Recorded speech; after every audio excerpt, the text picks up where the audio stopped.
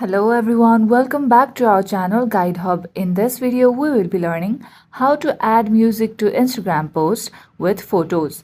To add music to Instagram posts with photos, first of all, tap open Instagram application in your device.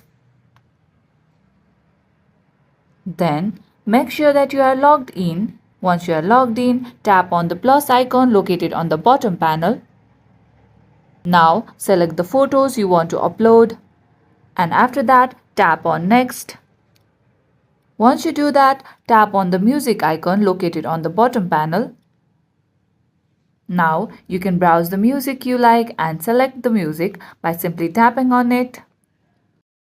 And once you do that, you can adjust the music as well. After you are done, simply tap on done. You can do all the editing and then tap on next. Here, you can add a caption, tag people, add location and manage settings, and then tap on share. And with this, you will be able to share Instagram posts with photos by adding music. That's it for today's video. Hope you guys find this tutorial helpful. If yes, don't forget to like and subscribe to the channel. Press the bell icon so you never miss out to our videos. Goodbye till then.